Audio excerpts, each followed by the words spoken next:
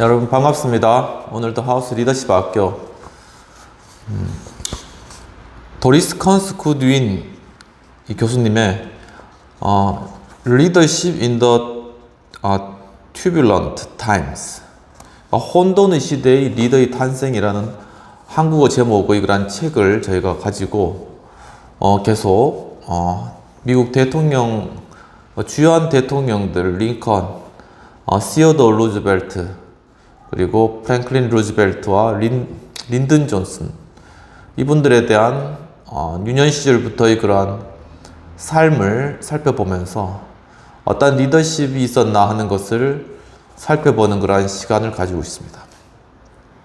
지난 시간에 이어서 계속적으로 아브라함 링컨 대통령의 야망과 리더십에 관한 내용들을 살펴보도록 하겠습니다.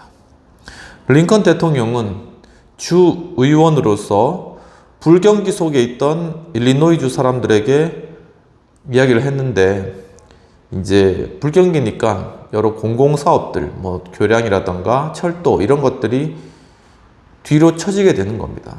근데 링컨 대통령은 이 공공사업을 포기하게 되면 결국 실패와 빚, 그리고 토사로 막힌 운하, 차단된 수로, 미완성의 도로, 그리고 다리만, 미완성된 도로와 다리만 남게 될 것이라는 그러한 경고를 서슴지 않고, 그러니까 자신이 표가 달린 문제임에도 불구하고 서슴지 않고 사람들에게 그렇게 이야기를 했다고 합니다. 그는 아버지에게 배운 말씀, 이렇게 이야기했다고 하는데, 기회는 위험을 감수할 때 찾아오는 것이다 라는 교훈을 마음에 새기면서 한 발자국도 이러한 사회 간접 자본, 바로 공공사업을 추진하는 것을 그치는, 그것을 뒤로 미루는 것에서 한 발자국도 물러나지 않았다. 계속 그것을 추진해 나갔다라는 것이죠. 정책 포기에 대한 링컨의 완강한 저항을 그의 완고한 성품을 보여주는 증거로 여기는 사람도 적지 않았다고 합니다. 링컨은 개인적으로 더없이 소중하게 간직했던 소망과 야망에 직접적인 공격이 가해진 것처럼 자신의 비전을 끝까지 고수했다는 것이죠. 그리고 실제로 사회 기반 시설의 개선은 링컨 대통령의 개인적인 꿈이기도 하였다라는 것입니다. 링컨이 주의회 의원으로 있을 때 원래부터 가지고 있었던 하나의 꿈이었다는 것이죠. 뉴세일럼 주민들에게 자신의 고유한 야망, 피큐리얼 앰비션을 처음 공개한 지 6년이 지났을 때 스프링필드 청년회관에서 가진 연설에서 29세의 링컨은 야망의 성격만이 아니라 명성을 갈망하는 그러한 이유도 자세하게 설명하고 있는데, 그는 불길한 사태가 사람들 사이에 벌어지고 있다는 경고로서 연설을 시작하였다고 합니다.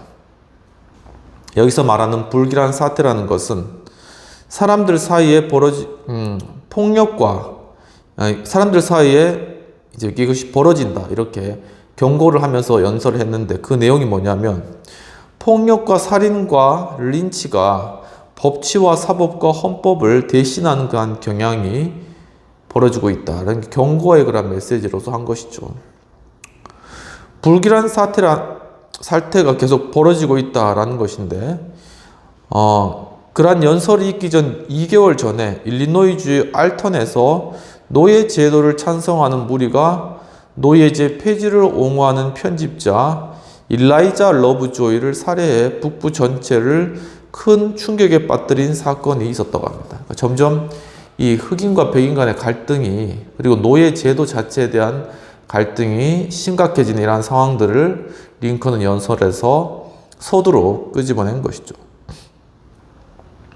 미시시피에서 한 무리의 흑인이 반란을 선동했다는 의심을 받아 교수형에 처해지게 되었는데, 그 흑인들을 지원하는 것으로 의심을 받은 백인들도 교수형을 피하지 못했다라는 것이죠.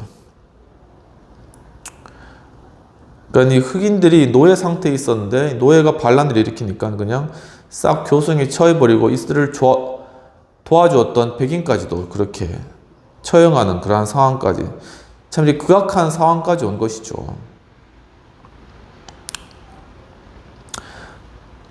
링컨은 이런 폭력이 계속 확산되면 평화를 사랑하는 선량한 사람들은 유약한 정부로부터 소외되어 아무런 보호도 받지 못할 것이라고 걱정했던 것입니다. 그러니까 좀 링컨 스타일은 약간 강한 정부, 질서를 유지할 수 있는 그런 정부 형태를 원했다라는 것을 알 수 있겠습니다. 이제 이런 상황이 계속되면은 미국은 위로부터의 명령이 시행되는 것도 쉽지 않은 상황에 부딪힐 것이라는 것이죠.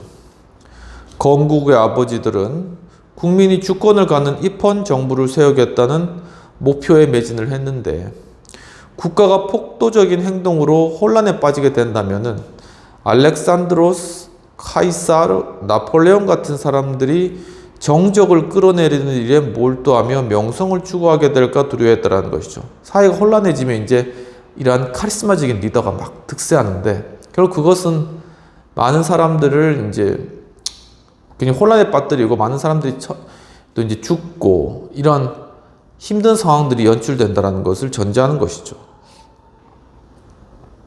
국민의 이익과 상반되는 꿈을 키우는 자는 민주주의를 끌어갈 인물은 아니었으며 그저 폭군일 뿐이었다는 것입니다. 링컨은 잘못된 야망을 매섭게 나무라며 미국인들에게 건국의 아버지들의 가치관을 되살리고 헌법과 법률을 준수하라고 촉구했다고 합니다. 굉장히 법과 원칙에 기반한 그러한 리더십을 가지고 있다라고 보면 되겠습니다. 미국의 모든 어머니는 어린 자식에게 법을 존중하는 마음을 가르쳐야 된다. 이 준법 정신이 중요하죠. 또 모든 학교에서 가르치고 모든 강단에서 설교해야 됩니다. 라고 링컨이 이야기했다고 합니다.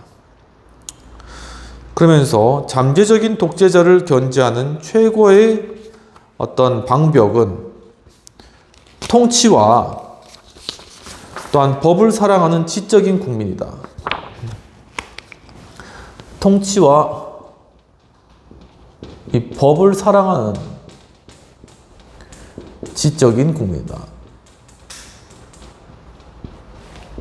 그러니까 법을 사랑하고 또 이렇게 이 법에 대한 개념과 이해와 적어도 그것을 준수해야 되겠다는 그런 마인드를 가진 국민들이 많아질수록 이제 폭군적인 그러한 정치나 리더십을 할 수 없게 되는 것이죠.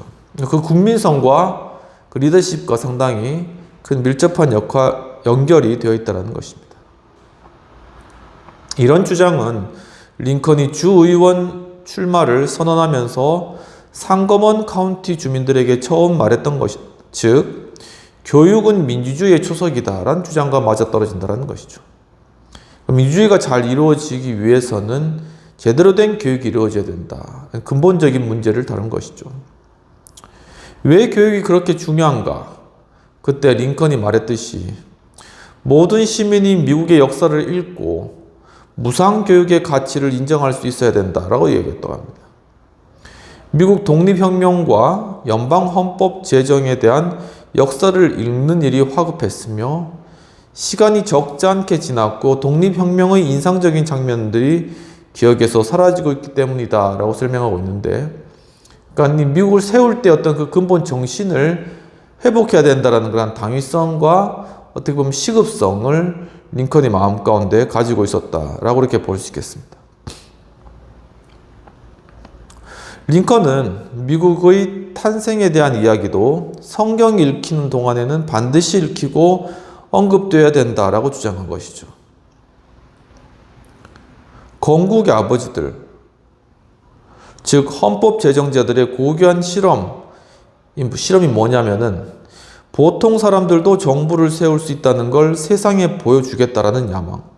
우리 보통 사람도 정부를 세우고 나라를 이룰 수 있다. 그건 특별한 사람들이 하는 게, 아주 카리스마를 가진 사람들이 하는 게 아니라 우리 보통의 사람들은 모여가지고 이 국가를 이룰 수 있다는 걸 보여주겠다라는 그런 야망이라고 이야기하는 것입니다.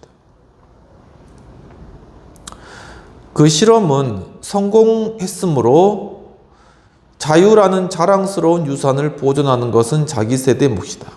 그러니까 이 미국의 건국 대통령들이 바로 이러한 실험에 성공했기 때문에 그 실험의 결과 미국의 성립 결과 그들이 받게 된 열매 무엇이냐면 자유.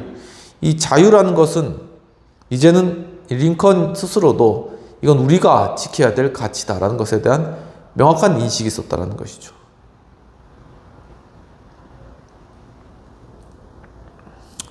(20대였던) 에브레함 링컨의 마음속에 형성된 리더십이란 개념에 따르면 리더는 자유와 평등과 기회에 대한 추종자들의 욕구를 이해할 수 있어야 된다는 것이죠.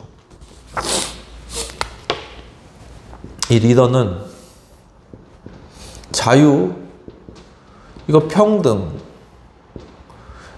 자기 원하는 대로 살아가며 다른 사람과 똑같이 존중받고 또한 기회, 누구든지 기회를 가질 수 있는 이러한 곳에 살기를 원하는 사람들의 기본적인 이 욕구를 이해해야 된다라는 것입니다. 링컨이 이해했다라는 것이죠. 이게 이제 우리가 많이 배웠듯이 변혁적 리더십의 모습인 것이죠. 사람들의 욕구를 이해하는 것. 이것을 위해서는 우리가 필요한 것이 바로 이 공감. 사람들에게 공감할 수 있는 능력이 정치 리더십에게 중요하다라는 것입니다.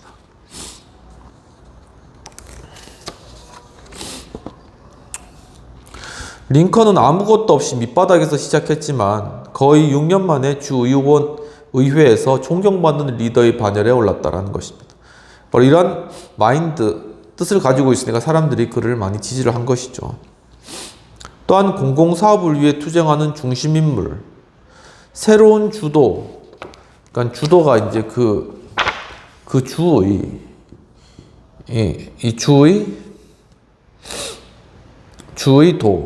도시, 일리노이주의 도시를 결정하는 마쿠 세력, 어디가 주의 도시가 될 것인가.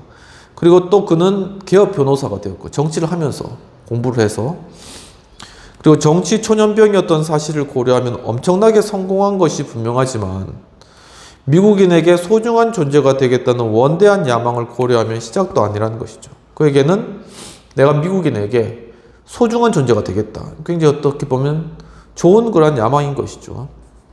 사기꾼이 되겠다. 이런 것보다 훨씬 낫죠. 사기쳐서 재산을 많이 불리겠다. 이런 야망보다 이게 훨씬 더 낫다는 것입니다. 비평된 내용들 살펴보도록 하겠습니다. 필자는 링컨이 자신이 원래 가지고 있던 사회 기반 시설의 건축이 일리노이주의 경제 여건 악화로 좌초될 위기에 놓였을 때 그것을 포기하지 않고 사람들을 끝까지 설득하고 자신의 뜻을 굽히지 않았던 모습을 묘사하면서 링컨이 추진력과 의지에 대한 리더십적 자질을 잘 그려내고 있는 것으로 보여진다는 것입니다. 또한 링컨이 정치 초년생 때 미국 내 흑인 노예에 대한 문제가 어떻게 불거져 나타나게 되었는지를 보여주면서 링컨이 이 일에 대하여 정치 초년생부터 그 문제점을 제기했다는 것이죠. 이 흑인 노예 문제를 링컨이 그가 어느 정도 어떤 정치에 완숙할 때 언급한 것이 아니라 정치 초년생부터 이 흑인 노예의 문제가 앞으로 크게 반영이 될 것이다 라는 사실을 알고 사람들에게 그것을 계속 이야기를 했다는 것입니다. 또한 입헌주의에 대한 교육의 중요성을 강조하면서 성경과 함께 미국의 건국의 아버지들에 대한 역사 교육을 무엇보다도 중요하게 생각하였음을 링컨이 했던 그러한 여러 말들을 이 저자께서 잘 조합해가지고 그것을 나타내고 있다라고 보여집니다. 리더에 있어서의 야망은 대중들의 자유와 평등, 기회에 대한 욕구를 잘 채워주는 것, 그 욕구를 깨달아 알고 그것을 채워줌으로 말미암아 정말 미국인들에게 소중한 존재가 되겠다는 그런 마음, 우리 지역구 사람들에게 소중한 존재가 되겠다는 그런 마음들, 이러한 욕구여야함을 잘 제시하며 정치 리더십의 중요한 측면을 잘 부각시키고 있는 것으로 보여집니다. 그러면 토의되는 내용입니다. 링컨 대통령이 미국 건국의 과정에 대한 교육을 중요하게 생각한 이유는 무엇이라고 생각하는가 하는 것입니다. 교육의 중요성. 이제 제가 영국에 가가지고 그 영국에 이제 관련된 회사에 거기 이제 팀장으로 계신 분께 이제 이 영국이 지금 브렉시트 후에 상당히 힘들고 어려운 경제권을 보냈는데, 근데 어떻게 하면 이 영국이 살아날 수 있는 소망을 가질 수, 이런 좀 뚱땅지 같은 그런 질문을 했습니다. 그러니까 그분이 하시는 말씀이 바로 영국 내에 교육을 발전시켜야 된다, 이런 말씀하신 거죠. 물론 저희가 하는 업무들과 관계로 상관없지만, 이처럼 교육은 모든 것들의 어떤 공통적인 기본이 된다는 것입니다. 교육이 잘 돼야지 정치 리더십도 세워지는 것이고, 교육이 잘 돼야지 경제인들도 세워지는 것이고, 교육이 잘 돼야지 사법제도도 제대로 서는 것이고, 이 교육이 모든 것을, 그래 과학자들도 이제 길러낼 수 있는 것이고, 모든 것이 기본이 되거든요. 그러니까 교육이 백년지 대계고 가장 중요하며 시민의식을 가진 그러한 지식인들을 창출해내는 것에 있어서 필수적이다라는 것입니다. 그렇다면 우리 리더십 성장을 위한 건국과정 교육에 대한 생각은, 우리도 링컨 생각처럼 대한민국이 이렇게 건국되는 과정들을 한번 교육 시간에 잘 했으면 좋겠다라는 생각이 듭니다. 근데 이제 이게 역사 시간에 하지만, 이거를 약간 제 생각에는 리더십적 측면에서 이제 사건 중심이 아니라 인물 중심으로 하는 거예요. 예를 들면 김구에 대해서 한다거나 이승만에 대해서 한다거나 이걸 비교한다거나, 아니면은 뭐 안창호 선생 아니면 안중근 선생에 또 비교를 한다거나, 근데 그것도 알아본다거나, 그러니까 인물 중심으로 이렇게 공부를 하게 되면은 상당히 좀 그냥 역사의 한 장면이 아니라 어떻게 보면 내가 본받고 싶은, 그리고 우리가 추구해야 될 가치가 무엇일까, 이런 쪽으로 좀 갈 수 있지 않을까라는 생각이 돼서, 역사 교과는 별도로 이런 리더십 교육을 학교 커리큘럼 가운데 한번 넣어보는 건 어떨까라는 그런 생각이 많이 들거든요. 바로 그렇게 해서 이제 어떻게 보면 일종의 도덕 플러스 역사인 것이죠. 그래서 우리가 추구해야 될 방향을 스스로 알아갈 수 있도록 그렇게 여러 다양한 인물들을 보여주면서 본을 잡을 수 있는, 받을 수 있는 사람 한 명 택하도록 한다거나, 이런 것도 좀 괜찮은 방법이 아닐까라는 그런 생각을 가져보게 됩니다. 여러분들도 한번 어떻게 하면 우리 교육을 좀 더 잘 활용해서 민주적 시민으로 성장시켜 나갈 수 있을까 하는 것들 한번 생각해 보면 좋을 것 같습니다. 여기까지 하고 다음으로 넘어가서는 시어도어 루즈벨트 대통령의 정계에 입문하는 그런 과정들부터 살펴보도록 하겠습니다.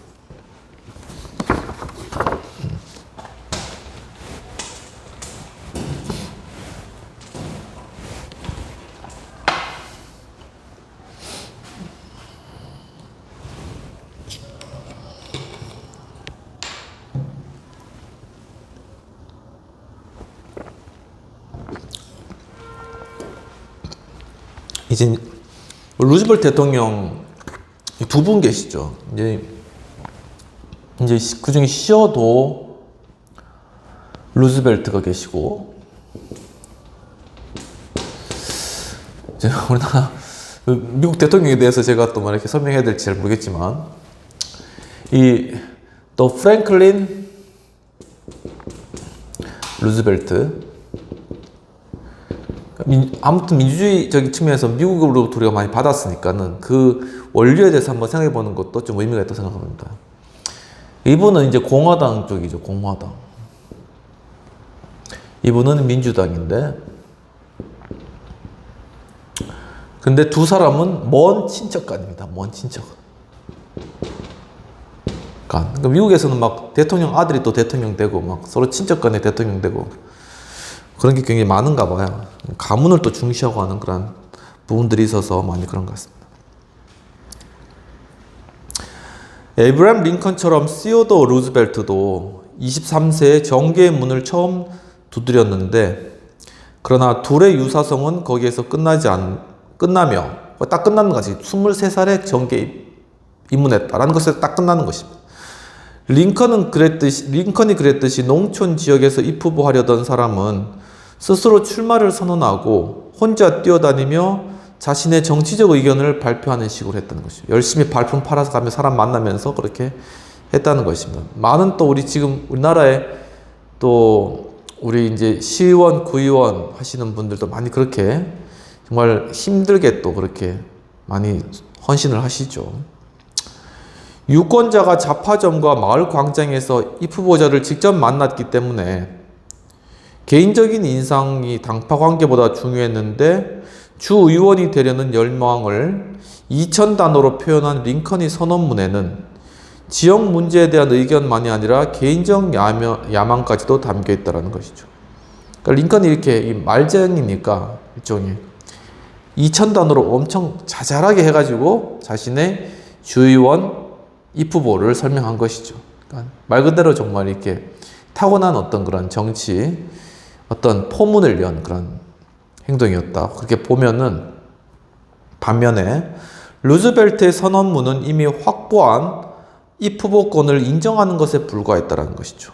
그리고 불과 33단어로 이루어진 그의 선언문에는 어떤 약속이나 맹세도 없었고 그의 성품을 짐작할 만한 단서도 없었다고 합니다. 이 33단어가 뭐냐? 한국어로 이렇게 바꿔보면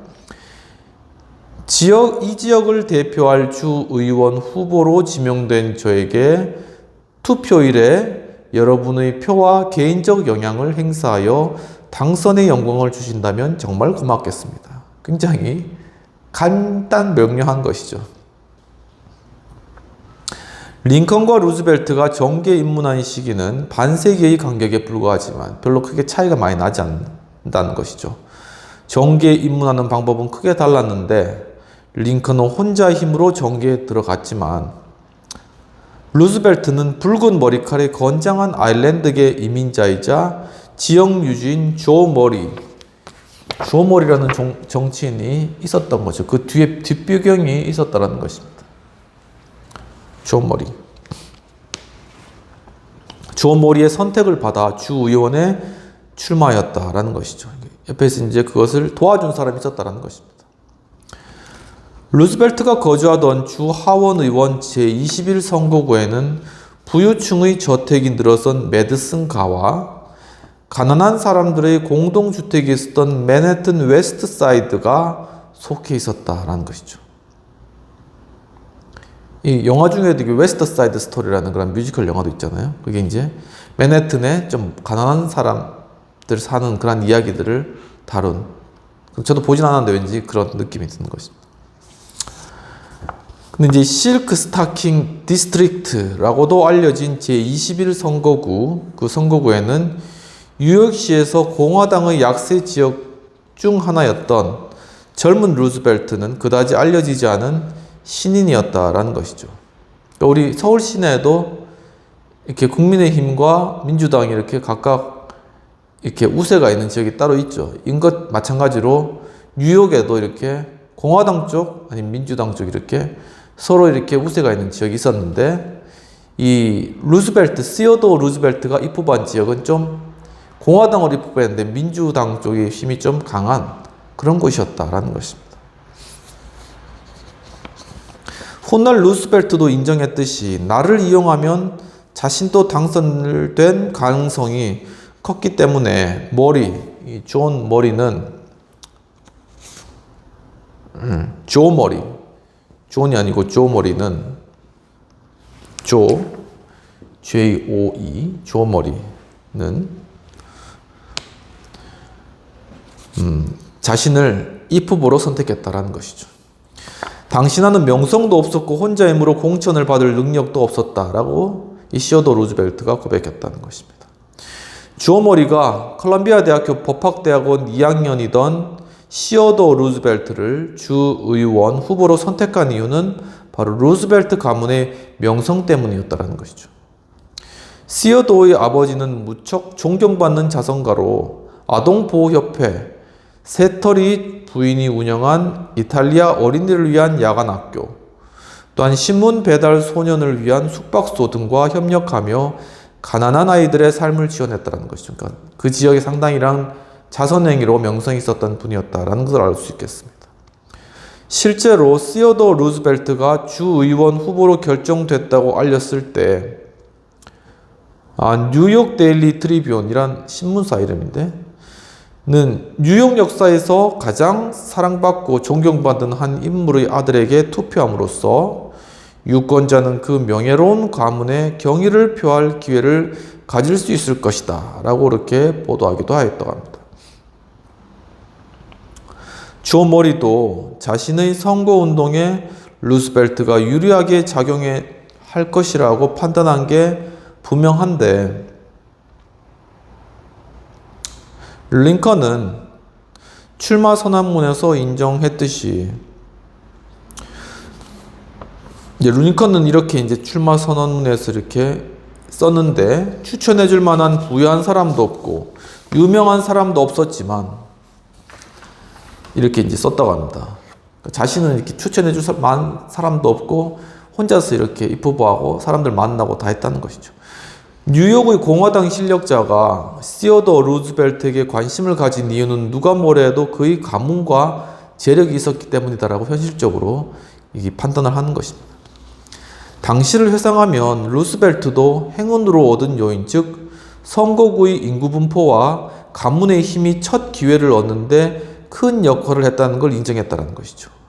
그동안에 아버지가 잘 쌓아놓았던 어떤 이미지와 또한 그 선거구의 인구 분포, 이것이 절묘하게 맞아떨어져 가지고 시어더 루즈벨트가 정계 진출할 수 있었다라는 것입니다.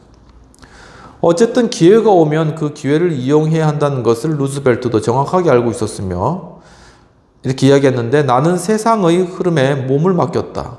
좋은 일이 생겼다. 이렇게 이야기했다고 합니다. 지역 공화당 연합회가 59번가와 5번가가 만나는 그러한 곳에 있는 모턴 홀에 모임을 개최했을 때, 모턴 홀이란 곳에서 이 공화당이 어떤 모임을 가졌을 때 루스벨트는 자진해서 그곳을 찾아가 공화당에 가입했다는 거죠. 상당히 꽤 정치 지향적 인물이라는 걸 알 수 있겠습니다. 모턴 홀은 허름한 벤치, 가래나 침을 뱉는 그릇, 포커 테이블을 갖춘 휴게실 뒤에 자리한 널찍한 마쿠 협상실이었는데, 루스벨트의 회상에 따르면 당시에는 당에 가입하는 것도 간단하지 않았으며 당은 여전히 비공개 기업과 유사했다. 이게 루스벨트의 말인데, 선거구마다 당 조직이 일종의 사교적이고 정치적인 동호회로 결성됐다. 일반적인 동호회가 그랬듯이 누군가 당에 들어가려면 기존 당원들의 선택을 받아야 됐다. 그러니까 뭔가 연결점이 있어야지 당에 들어갈 수가 있었다라는 것입니다. 그가 지역 공화당 조직에 대해 조사하기 시작하자 세련된 취향을 즐기며 유복하게 살아가는 사람들이 그에게 지역 정치는 천박하다며 정치에 발을 들여놓는 걸 만류하며 나섰다라는 것이죠.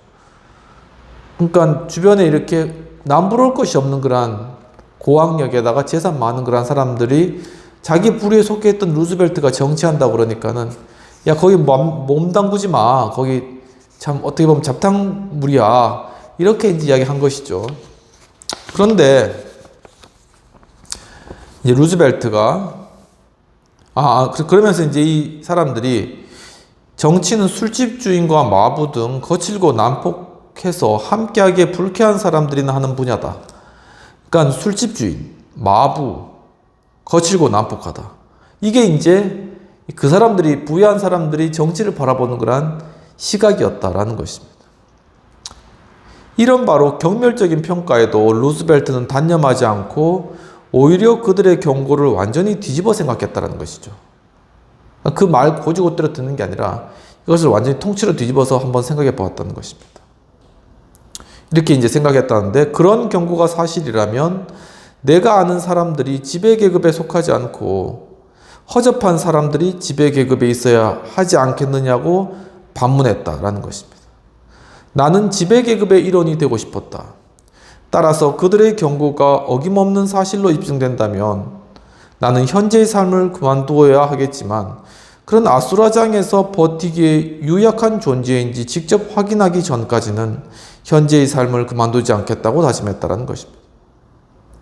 정말 그게 잡탕밥이라고 할지라도 결국 그 과정을 통해서 그들이 모든 결정을 이루고 나라를 이끌어가는 것이죠. 그러니까 바로 그러한 나라를 이끌어가는 그러한 무리 가운데 내가 함께 해보고 싶다. 이런 야망을 있었다는 것입니다. 그러니까는 자신이 버틸 수 있을 만큼 한번 버텨보겠다. 이런 마인드를 가지고 시어더 루즈벨트가 정계에 진출했다라는 것입니다.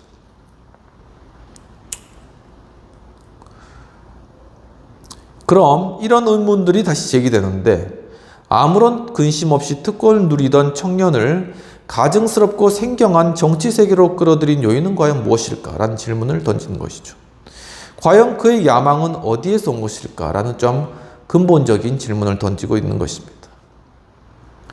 시어도 루즈벨트가 53세에 책상에 앉아 첫 출마부터 백악관에 입성할 때까지의 과정을 되짚어갈 때 간혹 호도하는 경우도 있었지만 앞의 질문에 유익한 답을 해주었는데, 시어도어는 논의의 틀을 분명히 하기 위해 예술, 전쟁, 정치 등 어떤 분야에서든 두 가지의 성공의 유형을 명확히 구분해야 한다고 말했다고 합니다. 정치이든 예술이든 전쟁이든 거기에는 사람이 성공하는데 두 가지 그러한 측면이 있다. 첫 번째 성공은 다른 사람은 할 수 없는 것을 하는 천부적 능력을 지닌 사람. 죽도록 훈련하고 엄청난 인내력과 의지를 지녔더라도 보통 사람은 해낼 수 없는 것을 해내는 사람들의 몫이다라는 것이죠. 이 사람 성공은 보장된 거예요. 왜냐하면 태어났을 때부터 그렇게 태어난 것입니다. 다른 사람이 못 따라와요. 그의 능력과 탤런트가 그렇게 출중하기 때문에 그 사람은 성공할 수밖에 없다라는 게 첫 번째 뿌리의 사람입니다. 그래서 이 루즈벨트는 바로 그러한 종류의 사람이 어떤 사람이냐라는 것을 봤을 때 그리스 항아리에 붙이는 노래라는 그러한 시를 쓸 수 있는 시인, 그리고 게티스버그의 연설을 해낼 수 있는 대통령, 링컨이죠. 그리고 트라팔가르 해전을 승리로 이끈 넬슨 제독을 천재의 표상, 즉 태어날 때부터 특별한 능력을 부여받은 표본적인 사람의 예로 들었다는 것이죠.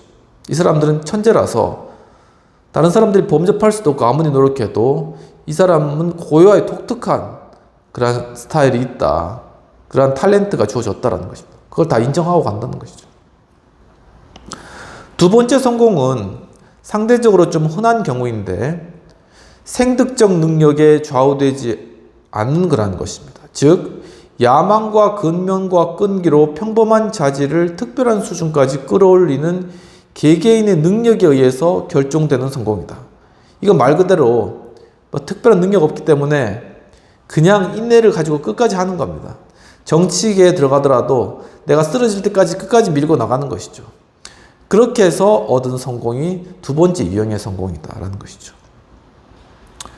교육을 받지 않아도 번뜩이는 영감을 얻는 천재의 성공과는 달리 자력으로 개척하는 성공은 민주적이어서, 요거 루즈벨트가 한 말인데, 탁월한 지력이나 신체적 능력은 지니지 못했지만 건강한 몸과 공정한 정신을 최대한 개발한 보통 사람들에게도 열려있다 라는 것입니다. 바로 이러한 부분을 어떻게 보면 루즈벨트는 중요하게 생각했다는 것이죠. 루즈벨트는 이 두 번째 유형의 성공을 연구하는 게 더 유익하다고 그렇게 이야기를 하며, 성공하겠다고 다짐하고 불구리 투지로 실천하면 누구나 비슷한 성공을 이루어내는 방법을 알아낼 수 있기 때문이다 라는 것이죠. 그러니까 누구든지 정말 불굴의 투지로 끝까지 나아간다면 바로 이런 비슷한 성공까지 우리가 이룰 수 있다. 뭐 천재가 아니기 때문에 그 수준에 못 이룬다 할지라도 비슷한 수준까지는 우리가 갈 수 있다는 가능성을 시어도어 루즈벨트는 가지고 있었다라는 것입니다.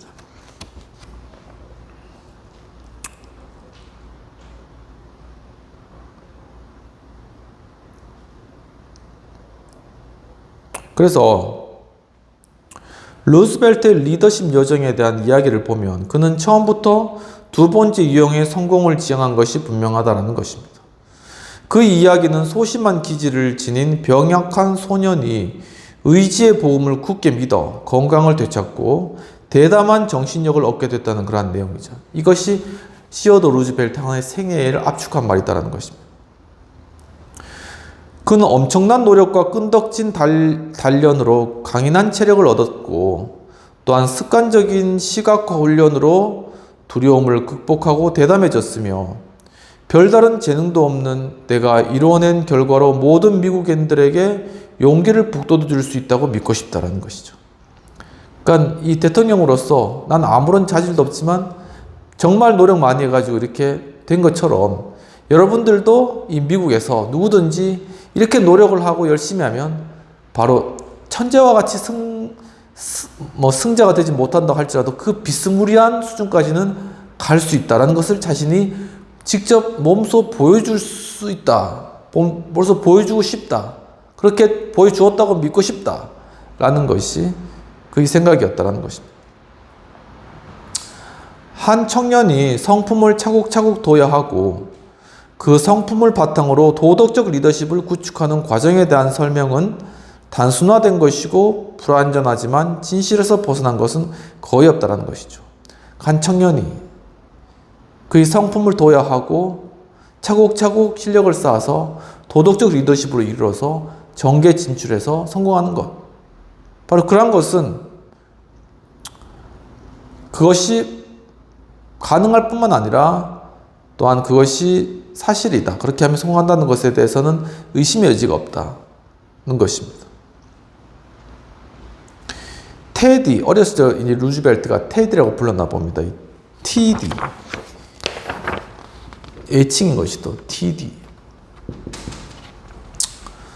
TD 루즈벨트가 신경질적이고 병약한 아이였던 건 사실이었다고 합니다. 이제 어린 시절로 돌아가서 살펴보는데 특히 어린 시절에는 기관지 천식으로 크게 고생했으며 이상하게도 천식 발작은 한밤중에 은밀히 덮쳤다는 것이죠. 그래서 이 천식이 있으신 분들 정말 이 호흡이 가빠지고 힘들었을 때 정말 힘든 것이죠. 바로 이 루즈벨트도 그러한 병을 앓고 있었다는 것입니다. 그래서 그때마다 시어도어는 물에 빠진 듯이 숨을 제대로 쉬지도 못했고 아들이 콜록거리고 쌕쌕거리며 숨을 쉬려고 몸부림하면은 이 사람 이제 시어도어의 아버지인데 그 이름이 잘 알려지지 않았나 봐요. 그래서 이제 D로 알려진 시어도어 시니어가 위잖아요. 그러니까 시니어의 아버지는 황급히 아들의 침실로 달려갔고 그는 아들이 안정되게 숨을 쉬며 깊이 잠들 때까지 몇 시간이고 집 안팎을 서성였다라는 것입니다. 그래도 아들이 안정되지 않으면 그는 하인들에게 말과 마차를 가져오게 하였고 시어도 시니어는 숨을 헐떡이는 아들을 담요로 꽁꽁 둘러싸고 가스등이 밝혀진 길을 따라 말을 빠르게 몰며 상쾌한 바람이 아들의 폐를 자극하기를 바랐다. 그러니까 아들이 정말 숨 못 쉬고 있으니까는 아버지가 그것을 들쳐입고 말에 태우고 빨리 달리면서 이게 빨리 달리면 이제 공기가 들어오잖아요. 시원한 바람이 들어오니까 그것으로 안정을 찾기 위해서 이렇게 정말 아버지로서 정말 최선의 그런 노력을 다했다라는 것입니다. 그럼 비평 및 토의된 내용들을 살펴보도록 하겠습니다. 필자는 시어도의 정계 입문 과정을 링컨의 경우와 비교해서 잘 보여주고 있는 것으로 보여집니다.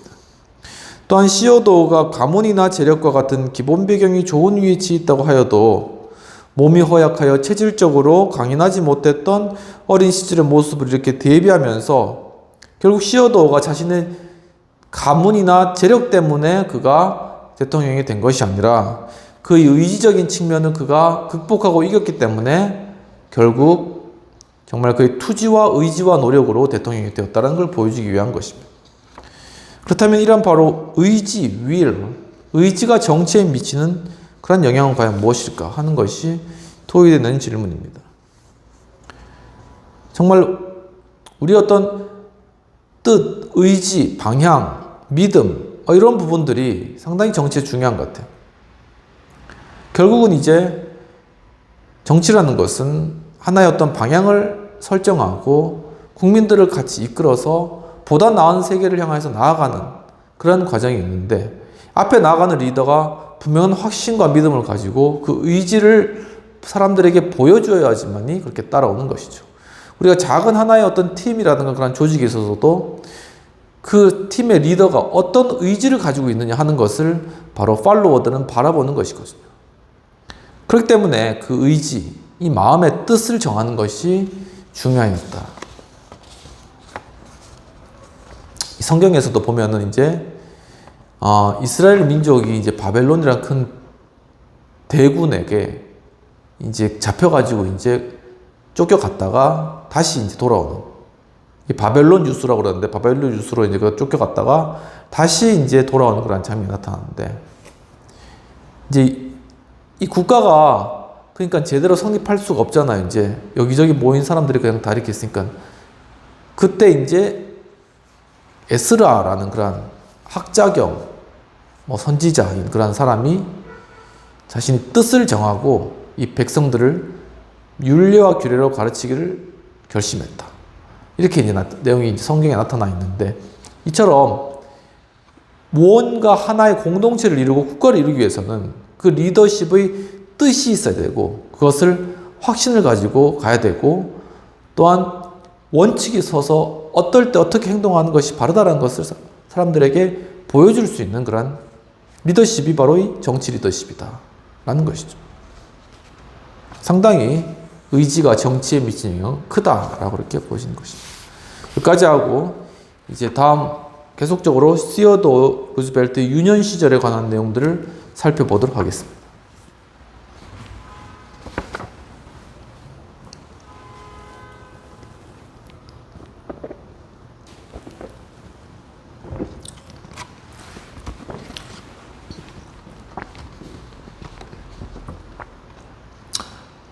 훗날 이제 루즈벨트는 자신의 유년 시절에 대해서 이야기를 하면서 누구도 내가 오래 살 거라고는 생각하지 않는 듯 했다라고 얘기하는 것이죠. 그만큼 바로 유약했다라는 것입니다. 아버지는 나에게 숨을 주었다. 아버지는 나에게 폐와 강인함을 주었고 생명을 주었다라고 그렇게 덧붙였다고 하네요. 천식은 어린 루즈벨트의 몸을 깔까 먹는 듯 했지만 조숙했던 정신이 더욱더 성숙해지는데 간접적인 역할을 한 듯하다라는 것이죠. 그러니까 천식으로 정말 숨 못 쉬고 괴로움을 겪었던 그 어린 시절에 그의 마음, 정신 자체가 그만큼 더 성숙하게 된 하나의 계기였다라는 것입니다. 시어도의 여동생 코리는 오빠는 육체적으로 격한 활동을 할 수 없었던 까닭에 항상 책을 읽거나 글을 썼다라고 이렇게 그래서 이야기를 했다는데, 그의 집중력이 남달랐다고 말하기도 했다고 합니다. 그의 지적인 활동과 호기심, 이 루즈벨트의 지적인 활동과 호기심, 또한 야심적인 꿈은 결코 평범하지는 않았고, 끊임없이 아들에게 지적 능력과 영성 개발을 독려하던 아버지의 보살핌에 그는 그야말로 탐독가가 되었다는 것이죠. 그러니까 책을 깊이 읽고 그리고 많은 책을 탐독하고 많은 간접 경험을 쌓았다라는 것입니다. 용감무쌍한 주인공들, 강한 체력을 자랑하며 전쟁터를 헤집고 다녔던 영웅들, 아프리카의 탐험가들, 황량한 경계지에 살아가는 사슴 사냥꾼들, 바로 이러한 사람들에게 자신의 삶의 감정이입을 하였다라는 것이 굉장히 특이하죠. 자신이 그렇게 살 수 없는 그런 것들을, 경험할 수 없는 것들을 극복하기 위해서 책을 통하여서 이렇게 그 사람들에게 감정을 이입했다는 것입니다. 오랜 시간이 지난 후에 제임스 페니모 쿠퍼의 가죽 스타킹 이야기에 등장하는 주인공들을 아느냐는 질문을 받았을 때 시어도어는 껄껄 웃으면서 그들을 아느냐고요? 그들과 함께 잠을 자고 그들과 함께 밥을 먹었습니다. 그들의 장점과 약점을 지금도 훤히 알고 있습니다라고 대답했다는 것이죠. 그만큼 집중해서 책을 읽고 거기에 정말 동화되어서 감정이입을 한 그러한 독서 생활을 했음을 알 수 있습니다. 어렸을 때 루즈벨트만큼 폭넓게 독서하고 쉽게 책을 구한 사람은 또한 거의 없었다고 합니다. 그의 아버지는 널찍한 서재를 채운 책꽂이에서 아무 책이나 선택해서 루즈벨트에게 주면 그만이었고, 혹은 어떤 특정한 어떤 영역에 대해서 루즈벨트가 관심을 표명하면 그 책은 마법처럼 그의 앞에 놓였다라는 것이죠. 그러니까 아버지가 어떤 일정 부분에 대해서 좀 루즈벨트가 관심이 있으면 그 관련된 책들을 루즈벨트에게 갖다 주었다는 것입니다.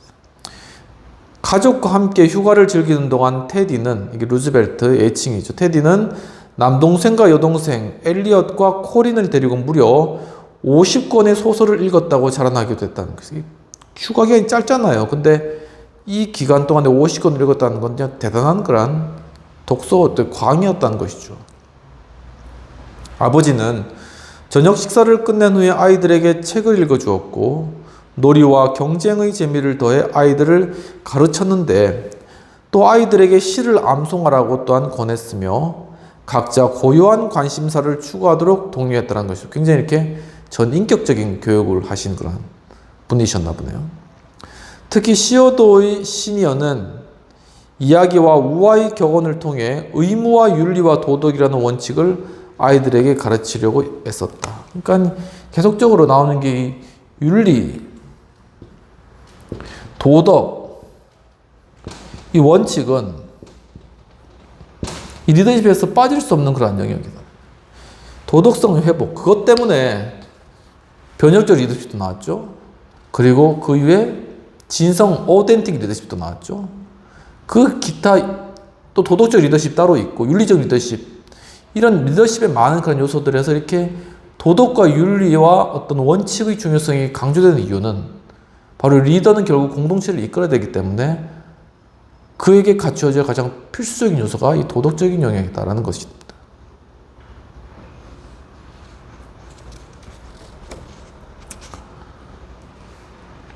훗날 루스벨트가 말했듯이 어떤 분야에서나 리더는 무엇보다 인간의 본성에 대해서 알아야 된다는 것이죠. 즉 인간이 무엇을 원하는지 알아야 되는데 리더는 신문작가와 시인의 상상력을 발휘해 쓴 작품에서 인간의 본성과 욕구를 알아낼 수 있다는 것입니다. 그러니까 많은 책을 읽고 그 가운데서 아, 인간은 이렇구나 라는 그러한 인간 존재를 깨닫는 그러한 철학적인 깨달음이 있었다는 것이죠. 링컨 같은 경우에는 세뮤엘 커컴이 영어 문법을 빌리려고 세뮤엘 커컴이 가지고 있었던 영어 문법책을 빌리려고 10km를 걸어가는 수고를 해야 됐지만 이 테디 루즈벨트는 수백 권의 책을 어렵지 않게 구했다는 것이죠. 디는 아버지가 테디에게 읽을 거리를 제공하려고 끊임없이 노력했지만 반면에 토마스 링컨의 아버지는 에이브램 링컨 손에 있는 책을 빼앗아 찢어버렸다고 합니다. 이거 얼마나 극명하게 차이 나는 그런 어떤 육아 모습인지 차이가 나죠. 그들의 성장 과정은 이렇게 확연히 달랐지만 링컨과 루즈벨트는 모두에게 책은 최고의 동반자다라고 이렇게 얘기했다. 그러니까 이 리더십이 되기 위해서 독서량이 굉장히 많아야 된다는 것을 알 수 있겠습니다. 평생 동안 그들은 하루도 빠짐없이 그렇게 책을 읽었는데 식사를 기다리는 동안이라던가 방문객을 만나는 틈틈이, 그리고 침대에 누워서 잠들기 전에 잠깐의 시간도 허투루 보내지 않고 바로 독서에 할애했다는 것입니다. 자신에게는 아무런 생득적 재능이 없다는 루즈벨트의 주장은 남다른 지적 능력과 엄청난 기억력에 의해서 반박된다는 것입니다. 본인은 그렇게 나는 별 능력이 없다 하지만 옆에서 보기에는 그는 엄청난 지적 능력을 가지고 있었다는 것입니다. 그가 오래전에 읽은 책에 대해 언급할 때는 그 책을 앞에 두고 마음의 눈으로 읽어내는 것처럼 보였다는 것이죠.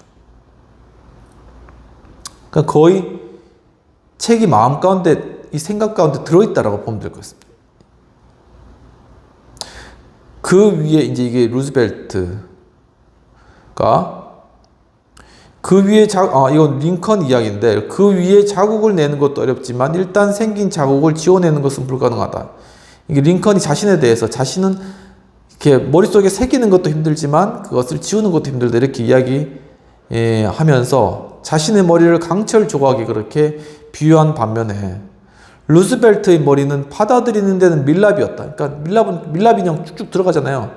그러니까 쉽게 섭취를 하고 유지하는 데는 대리석이었다. 절대 잊어먹진 않는다는 겁니다. 루즈벨트의 기억력을 이렇게 비유한 친구는 그는 읽은 것을 무엇이니까 빠짐없이 기억하는 듯 했다라며 아주 경이로워했다고 합니다. 루스벨트는 무엇이든지 한 번 읽으면 영원히 자신의 것으로 만들었기 때문에 관련된 구절만이 아니라 그 구절을 처음 읽었을 때 느꼈던 기분까지도 언제나 기억할 수 있다. 이걸 읽었을 때 내 기분이 어땠나? 이것까지 기억해낸다라는 것이죠. 링컨과 달리 루즈벨트는 처음부터 리더로 두각을 나타내진 않았다고 합니다. 주변 사람들도 그를 리더로 판단하지도 않았다고 합니다. 불안한 건강 상태로 학교를 다니지 못했고 또한 또래 소년들과 자연스러운 관계도 맺지 못한 것이죠. 또한 누나 바미, 여동생 코리, 남동생 엘리엇도 같이 심각한 어떤 질병을 앓고 있었다고 합니다.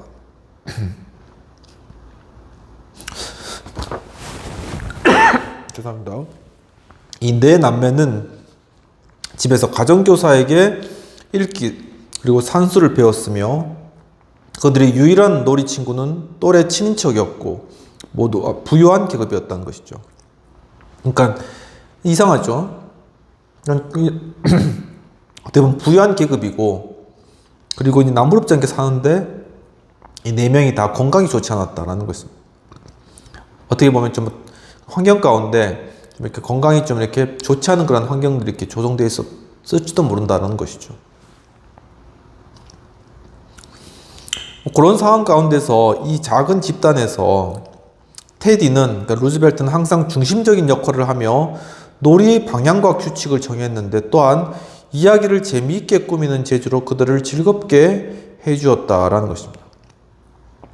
특히 코리는 8살인 오빠가 읽은 책을 바탕으로 상상력을 더해 풀어내는 그러한 이야기를 무척 좋아했다고 합니다. 그러니까 다 링컨은 마찬가지지만 이게 말쟁이들, 말을 잘하는 그런 사람들이 결국은 정치에 많이 진출하게 된다. 또 진출하려면 말하는 법을 잘 익혀야 된다는 것입니다.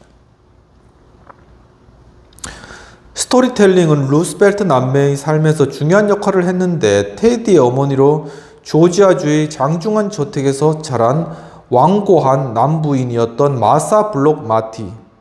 그러니까 이 사람이 마사 블록 마티가 테디의 어머니죠. 루즈벨트의 어머니인 것이죠. 마사 블록 마티.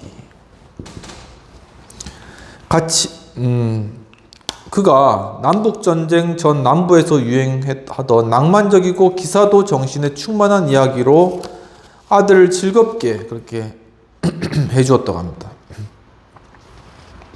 그러니까 어머니가 그렇게 잘해주니까 이 테디도 그걸 배운 것이죠. 그러니까 어머니의 어떤 교육적 영향력이 굉장히 중요하다는 것입니다.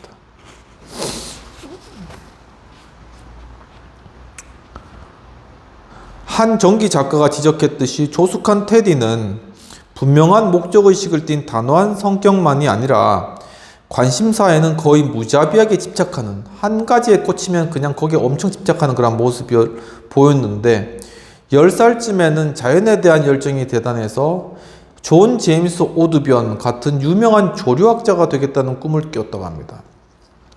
그는 가족의 여름 휴양지를 둘러싼 숲길을 산책할 때 폐를 깨끗이 청소하려고 맑은 공기를 마시며 조류들을 관찰하기 시작해 새를 관찰한 것이죠. 새들의 노랫소리에도 귀를 기울였고 어느덧 새들의 다양한 모양과 깃털을 또한 구분하게 되었는데 벌레와 곤충, 파충 동물을 수집해 책상 서랍에 보관하기도 했고 또한 이 테디가 조류와 포유동물에 몰두하는 걸 보고 그러니까 테디 아버지는 자연사에 관한 책을 또 사주었다고 하니까 뭐가 관심이 있으면 뭐 책이나 이런 것들을 통해서 아무튼 학습시키려고 엄청 노력했나 봐요. 그러니까 아버지 역할도 중요하다는 것이죠. 오드변의 조수를 초빙해 오드변 조류학자의 조수를 초빙해서 박제수를 또한 가르치기도 했다고 합니다. 박제 이런 동물들을 이렇게 박제해서 노는 거 있죠. 그때부터 독서에 탐닉했던 테디의 공격적인 집중력은 박피와 해부로 행했다. 이제는 무조건 잡아 째는 거예요. 그리고 이제 그걸 박제로 만들고 해부하고 이런 것들을 했다는 것이죠. 그는 절개한 수백 개의 표본들에 세심하게 이름표를 붙였으며 표본을 모아놓은 것을 루즈벨트 자연사 박물관이라고 부르기도 했더라. 진짜 이렇게 상상이 되시죠? 절개된 벌레들로 채워져 악취가 진동하는 통들이 곳곳을 차지하며 침실이 아수라장으로 변하는 바람에 동생 엘리엇은 거의 내쫓기다시피 다른 방을 찾아갔다는 것이죠. 완전히 집이 이런 박제들로 가득 차기도 했다는 것입니다. 그걸 그냥 아버지가 놔두고 있었다는 것 자체도 참 신기하네요. 그 아버지 D가 자식들에게 제공한 포괄적인 교육은 링컨이 스스로 개발한 집약적인 공부법과는 사뭇 달랐다는 거예요. 굉장히 포괄적인 영역에서 아이들이 교육받을 수 있도록 했다는 것입니다. 루스벨트 남매를 위한 교육은 겨울 별장과 여름 별장의 경계를 훌쩍 넘어 두 번의 오랜 해외여행으로 또 확대되게 됐다는 것입니다. 그러니까 어느 정도 이렇게 사는 부유한 그런 집안이었죠. 첫 여행 때는 유럽을 돌아보았고 두 번째 여행 때는 중동과 성지, 그러니까 성지순례하는 그런 성지 있잖아요. 그리고 아프리카를 둘러보았다고 합니다. 그들은 고급 호텔, 숙박지, 천막, 개인주택 등에 머물렀는데 로마에서 2달, 그리스에서 3주, 레바논에서 2주, 팔레스타인에서 3주를 보내고 이집트에서는 겨울을 완전히 넘겼으며 D, 그러니까 루즈벨트의 아버지는 밤마다 방문 지역의 역사와 문학을 소리내어 읽어주었는데 한마디로 D는 자식들에게 세심한 아버지이자 멘토였고 목사이자 여행 안내자다. 이게 여기서 이제 D의 직업이 나오네. 목사였다는 것이죠. 굉장히 포괄적인 경험을 자녀에게 해주기 위해서 노력했다는 것입니다. 드레스덴에서는 한 독일 가족과 함께 2달을 살았다고 합니다. D는 집주인의 딸을 고용해 자식들에게 독일어 그리고 독일 문학과 음악, 미술을 가르치도록 미리 부탁했다는 거죠. 교육에 대한 엄청 열정인 것이죠. 테디는 하루에 6시간씩 계속되던 공부에 무척 흥미를 느껴 시간을 더 늘려달라고 애원하게 됐다는 거예요. 그러니까 이렇게 하는 사람도 있나 봐요. 공부에 정말 미쳐가지고 6시간도 부족해서 더 달라. 그렇게 하는 그러한, 이게 어렸을 적부터 이런 어떤 리더십의 그런 자질이 있는 거죠. 반면 엘리엇은 이렇게 이야기하는데, 물론 나도 뒤처질 수 없었다. 그래서 우리는 어느 때보다 열심히 공부했다라고 이렇게 투덜거렸다고 합니다. 그러니까 형이 저렇게 열심히 하니까는 따라서 열심히 할 수밖에 없는 것이죠. 탁월한 체력과 남다른 운동 능력을 타고난 에이브러햄 링컨은 지적 능력 향상에 함량에 치중했던 반면에, 그러니까 이 에이브러함은 체력은 좋았지만은 이제 책을 구할 수가 없으니까는 책을 통해서 지적 능력을 기르는 데 굉장히 큰 노력을 집중했다는 것이죠. 반면 지적 능력을 함량할 자원을 생득적으로 얻는 테디 루즈벨트는 건강한 체력을 키우기 위해서 힘써야 됐다는 것이죠. 도리어 이제 루즈벨트 같은 경우에는 체력 기르는 게 도리어 집중해야 될 그런 일이었다. 그러니까 양쪽 대통령이 각각의 방향이 조금 다른 거죠. 비교가 되는 것입니다. 10살쯤에는 기관지 천식으로 더 많은 시간을 침대에서 보내겠다는 굉장히 어려운 시절에 힘든 시절을 겪었다는 것입니다. D는 아들이 질병에 시달려 엄마처럼 위축되고 쇠약해질까봐 걱정했는데 테디의 엄마 루즈벨트의 엄마도 남북전쟁 기간에 조지아 친정이 몰락한 이후 점점 쇠약해졌다는 것이죠. 그러니까 역사적인 변화가 한 가정을 이렇게 몰락하면서 이 테디의 어머니도 상당히 체력적으로까지 힘든 상태 되었다. 예를 들면 심장 박동이 빨라지는 증상이라든가 복통과 심신을 괴롭히는 두통, 그리고 우울증에 시달리던 마사 블록 미티. 그러니까 테디 어머니는 걸핏하면 방에 들어가 꼼짝도 앉지 않았다는 것이죠. 굉장히 힘든 어떤 그러한 체력적인 그런 저하들을 겪은 그러한 어머니를 두었다는 것입니다. 테디도 미티처럼 허약한 병약자가 될까봐 걱정한 D는 테디에게 넌 지력은 뛰어나지만 몸은 약하다. 하지만 체력이 뒷받침되지 않으면 지력을 마음껏 발휘할 수 없단다. 체력을 키워야 해.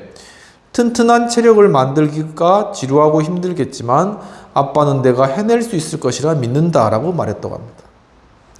테디는 조금도 망설이지 않고 튼튼한 몸을 만들겠습니다 라고 아버지에게 그렇게 약속했다고 하네요.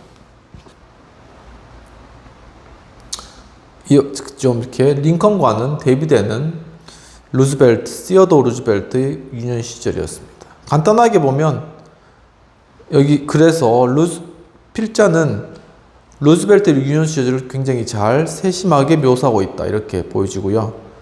그렇다면 과연 루즈벨트의 어떤 유년 시절의 특징적인 점은 무엇일까 하는 그런 부분들인데 굉장히 어떻게 하나에 대해 집착하면서 그것을 끝까지 물고 늘어지는 하나의 어떤 끈기 있죠. 끈기. 그리고 또한 그 주변에 굉장히 그를 도와줄 수 있는 그런 어떤 멘토적인 아버지나 그런 분들이 있었다라는 것.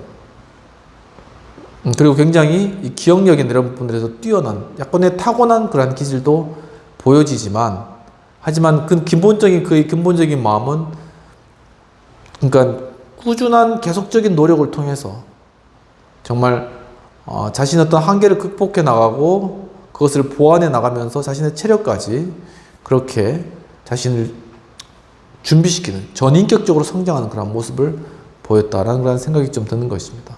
여하튼 링컨도 루즈벨트 마찬가지로 리더십에 있어서의 어렸을 적의 교육과 어떤 지적, 성품적인 함량 그리고 성숙이 리더십에 있어서 굉장히 중요한 그러한 요인이고 바로 집중해야 될 그러한 요인이다.